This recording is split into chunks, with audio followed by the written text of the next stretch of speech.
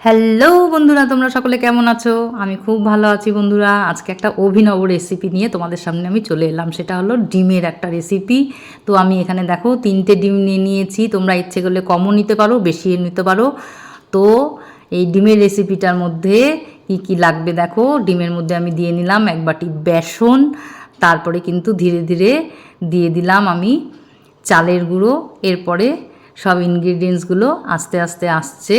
তো এই দেখো দিয়ে দিয়েছি হলুদ গুঁড়ো, তারপরে স্বাদ মতনের পরে নুন দিয়ে নেব, এবং এরপরে দেব আমি একটুখানি রঙের জন্যে লঙ্কার গুঁড়ো। তারপরে দেখো বন্ধুরা, এটা খুব সুন্দর একটা রেসিপি। তো দিয়ে দিলাম কালো জিরে, আর তারপরে দেব আমি এর মধ্যে সামান্য পেঁয়াজ কুচি। আর পেঁয়াজের সাথে তো একটু লঙ্কা হলে ভালোই হয়, তো দিয়ে দিয়েছিলাম সামান্য একটু কাঁচা লঙ্কা কুচি। আর তার সাথে মেন যেটা, সেটা দিয়েছিলাম কিন্তু আমি সামান্য ধনে পাতা কুচি। এবার আমি এই সবগুলোকে একসাথে কিন্তু একটা ব্যাটার তৈরি করব। ভালো করে কিন্তু এই ব্যাটারটা তৈরি করতে হবে। আমি কিন্তু অনেকক্ষণ ধরে এই ব্যাটারটা তৈরি করেছি। যতক্ষণ না পর্যন্ত ব্যাটারটা একদম মিহি হয়ে গেছে, ততক্ষণ পর্যন্ত কিন্তু আমি এই ব্যাটারটা তৈরি করেছি। আর তারপরে এই ব্যাটারটা দিয়ে দেখো আমি বড়া ভেজে নিয়েছি। তো মেন রান্নাটা এখানেই। তো বড়াগুলোকে আমি ভালো করে ভেজে তুলে রেখেছি, এবং এই রান্নাটার জন্য যেগুলো লাগবে সেগুলো হচ্ছে পেঁয়াজ কুচি, আদা বাটা, লাগবে হচ্ছে ধনে পাতা কুচি, আর লাগবে কয়েকটা কাঁচা লঙ্কা আর একটুখানি পেঁয়াজ বাটা। যেহেতু এটা ডিমের রেসিপি, তার জন্য কিন্তু পেঁয়াজটা একটু বেশি লাগছে বন্ধুরা। তোমরা চাইলে কমও দিতে পারো, কোনো অসুবিধা নেই। তো আরেকটা মেন যে ইনগ্রিডিয়েন্টস, সেটা হলো আলু। আলুগুলোকে কিন্তু আমি ঝিরিঝিরি করে কেটে নিয়েছি, আলু ভাজার মতন করে।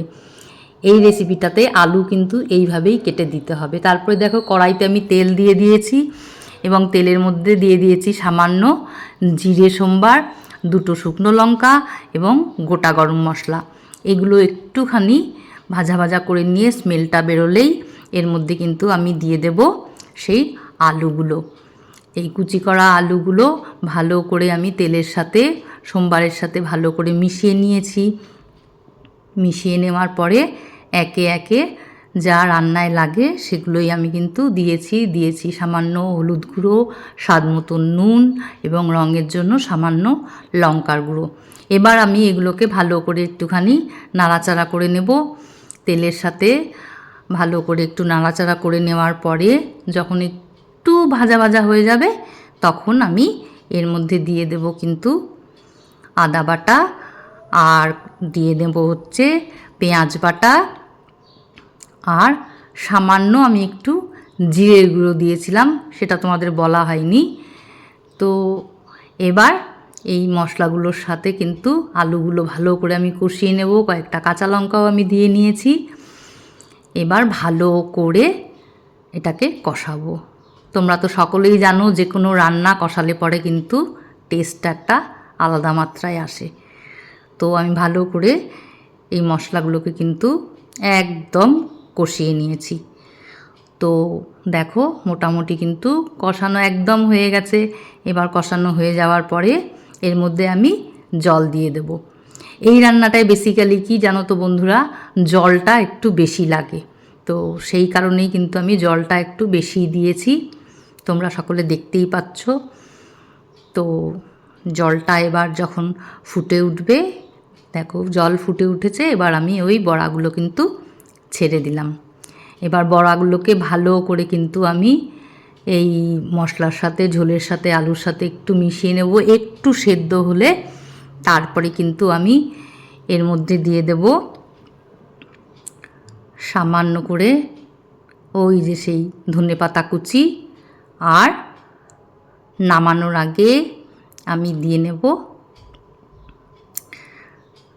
গরম মশলার গুঁড়ো। তো আমার এই রেসিপিটা তোমাদের সকলের কেমন লাগলো অবশ্যই কিন্তু কমেন্ট বক্সে আমাকে জানাবে। আশা করি তোমাদের সকলের ভালো লাগবে। তোমরা সকলে বাড়িতে কিন্তু একবার অবশ্যই ট্রাই করে দেখো, খুব ভালো লাগবে। আর এই তো হয়ে গেল আমার রান্না শেষ।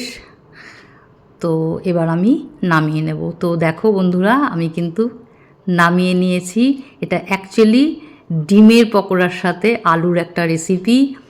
তো গরম ভাতের সাথে কিন্তু দারুণ লাগবে খেতে। তো আমার এই ভিডিওটা তোমাদের সকলের ভালো লাগলে অবশ্যই লাইক কমেন্ট শেয়ার করে পাশে থেকো। টাটা।